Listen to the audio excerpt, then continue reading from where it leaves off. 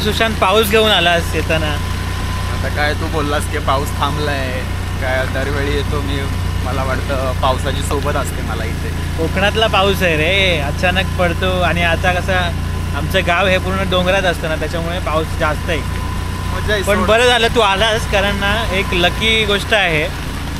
आमची म्हस आहे ना, ती गाभण होती आणि कालच तिने पिल्लू दिलंय, तर तुला खरवस खायला नक्की मिळेल. अरे आणि म्हणून मी म्हणतोय की तू लकी आहेस. ॲटलिस्ट पाऊस आहे पण तू आलास. आता खरवस खाऊनच जा. लास्ट टाइम अळंबी आणि यावेळी खरवस. हो लास्ट टाइम आला होतास, मला आठवतंय ना. तुला अळंबी खायला मिळाली होती आणि या टाइमला तुला आता खरवस.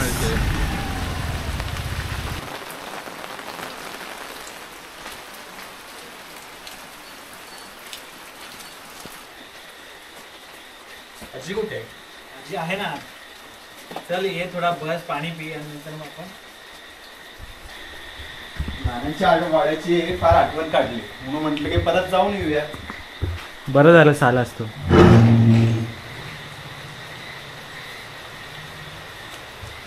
बस भेटली रे, वाड्यात भेटली. मोकळी होती बस.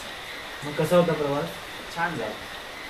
काय प्रॉब्लेम काय गर्दी नव्हती. आता थोडे तुला असं हे वाटत असेल तर आपण मस्त आजीने चुलीवरती चूल पेटवली आणि मस्त गरम पाणी तापलेलं आहे. तू पहिलं फ्रेश होऊन घे आणि मग आपण ज्या गोष्टीसाठी तू स्पेशली आलायस ना ती गोष्ट सुरुवात करू.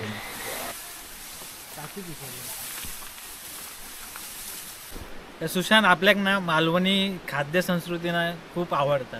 लोकांका मालवणी जेवण असताना तर खूप चांगला चविष्ट लागतं, म्हणजे जगात त्याचा कंपॅरिझन नाही. पण आज जर आपण खरवसची रेसिपी जी बघतलो ना, ती खरवसची रेसिपी फक्त आपण डिशमध्ये इली आपल्या आणि ती उचलायची आणि आपण खायची मस्त जिभेवरती, तर खरवसचा एकदम गोडवा येणार. पण त्या गोष्टी आहेत ना, त्याच्या पाठीमागे ना बऱ्याचशा गोष्टी असतात. म्हणजे ती स्टार्ट कुठून होता, म्हणजे ती ह्या गवत हार्वेस्टिंगपासून ते तुमच्या ताटात येणारे खरवस, ती स्टोरी तुमका ना आज आमच्या या व्हिडिओमध्ये बघू भेटेल. आणि आता आम्ही गवत कापतो, आमची काका आणि काकी हे गवत कापतो, तर ते बघा.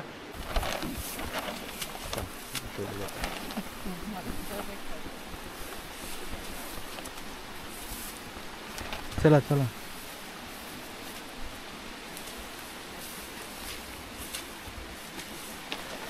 सुशांत, कसं वाटलं?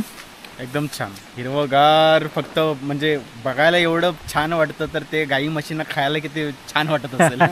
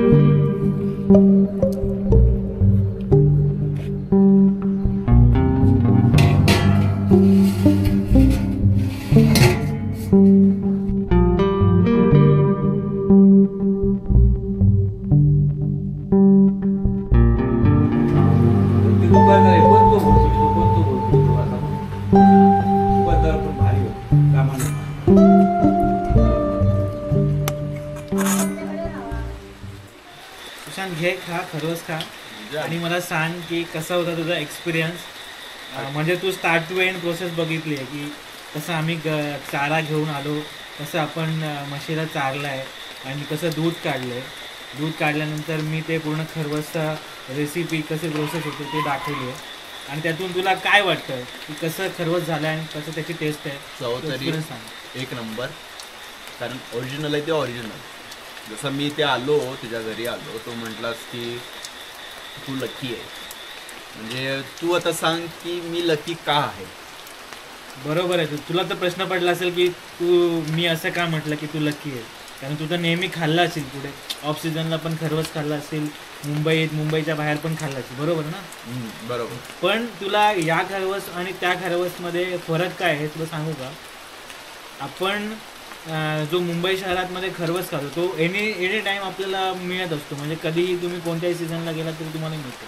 पण आपल्या कोकणात जेव्हा घरातल्या गाई म्हशी जेव्हा छोट्या वासराला जन्म देतात आणि त्यांचं जे 3 दिवसाचं जे दूध असतं त्या दुधापासून हा खरवस बनतो. ते चीक म्हणतात आपल्याकडे कोकणात, त्याला चीक म्हणतात. एकदम जाडसर असं दूध असतं, त्याचा थोडासा हलका हळदीचा कलर असतो, म्हणजे पिवळासा कलर असतो आणि त्या दुधापासून हा खरवस बनवला जातो. याची प्रोसेस ही खूप लेंदी आहे. मिनिमम 6 आवर तुला ते लो फ्लेमवरती स्लो प्रोसेसमध्ये कुक करावं लागतं. त्याच्यामध्ये तुझ्या इथलेच बाय प्रोडक्ट यूज करून ते बनवावं लागतं. जास्त असं तामझाम काय नसतो. पण हे बोलतो ट्रेडिशनल आमचं डेझर्ट आहे आणि हा एक फरक आहे. आणि म्हणून तुला मी म्हटलं की तू लकी आहेस की तू इथे आलास या टायमिंगला. आमच्याकडे वर्षभर खरवस मिळत नाही, पण ज्यावेळेला गाय किंवा म्हस गाभण असते त्यावेळेला असं असतं की आपल्याला ते ट्रेडिशनल खरवस आता खायला मिळणार आहे. आणि एक सेलिब्रेशन असतं, घरात नवीन आपल्या कोणतरी एक परिवाराला जॉईन करते आणि त्याचं सेलिब्रेशन म्हणून हा खरवस. बरोबर. अगदी म्हणजे साधा पदार्थ आहे, गोड पदार्थ आहे खरवस म्हणून. पण कोकणात हे सेलिब्रेशन असतं. कारण गाय किंवा म्हशी त्यांचं पिल्लू म्हणजे ती ज्यावेळी नवीन रेडकू जन्माला येतं त्यावेळी जो चीक निघत असतो, म्हणजे दुधाच्या आधी एक दाड एक घटसर दूध निघतं, चीक बोलतात त्याला, आणि त्यापासून हा पदार्थ बनवतात. त्यानंतर त्याचं खरवस बनवलं जातं आणि ते सेलिब्रेशन असतं. म्हणजे ते त्या घरातही खाल्लं जातं आणि फक्त आजूबाजूंना खायला, म्हणजे त्या लोकांना खाऊ घातलं लागतं. गावातल्या आपल्या जवळच्या लोकांना, जवळच्या लहान मुलांना मोस्टली हे खूप आवडतं. कारण हे स्वीट असतं. आपल्या नातेवाईकांना सगळीकडे हे म्हणजे दिलं जातं. आता माझ्या आत्याकडे, इकडे मामांजवळ, इकडे तिकडे सगळीकडे आमच्या गावात दिलं गेलं. आणि त्याचं सेलिब्रेशन फक्त एक कुटुंब करत नाही तर पूर्ण गाव करतो आपण. म्हणजे ते दाणे दाणे पे लिखा है खाने वाले का नाही, म्हणजे हे सगळं ह्यांचं सेलिब्रेशन होतं. आणि नेमक्या त्यावेळी मी इथे पोहोचलो. आता मी याआधी खरवस भरपूर वेळा खाल्ला आहे, पण कुठला खाल्ला आहे तो आपला मुंबईतल्या शहरात पांढरावाला मिळणारा, गाडीवर मिळणारा किंवा हॉटेलमध्ये मिळणारा. तुम्हाला कधी प्रश्न पडला आहे का, जसं आता प्रोसेस सांगितली की गाय किंवा म्हैस ज्यावेळी पिल्लू देतं त्यावेळी तो चीक निघतो आणि त्यावेळी त्यापासून हा पदार्थ बनवला जातो. मग एवढा डिमांड आहे आणि मग एवढा सप्लाय पॉसिबल असतो का, तर आपल्याला तिकडे मग शहरात तर इझिली मिळतं. म्हणजे अगदी त्या गाड्या, एवढ्या सगळ्या गाड्या त्या विकणाऱ्या असतात, अगदी हॉटेलमध्ये पण मिळतं. पण हा प्रश्न पडलाच पाहिजे की ते कसं काय पॉसिबल असतं. म्हणजे किती पिल्लांना जन्म दिला जाऊ शकतो आणि एवढा सप्लाय, एवढा डिमांड लोकांचा कंप्लीट केला जाऊ शकतो का, तर अर्थात नाही. कारण जे तुम्ही खाताय ते ओरिजिनल नाही आहे, त्याची एक प्रोसेस वेगळी असते आणि त्यात केमिकल्स वगैरे हे सगळं असतं. चवीत पण फार फरक असतो. त्यामुळे तुम्हाला काही ओरिजिनल खायचं आहे तर ते असं कोकणात, ते गावात मिळू शकतं. आणि तेवढ्यासाठी तुम्ही ती गरज पूर्ण करण्यासाठी तुम्ही गावात येऊ शकता. आणि अशा बऱ्याच गोष्टी आहेत ज्या तुम्हाला इथे अनुभवायला मिळतात.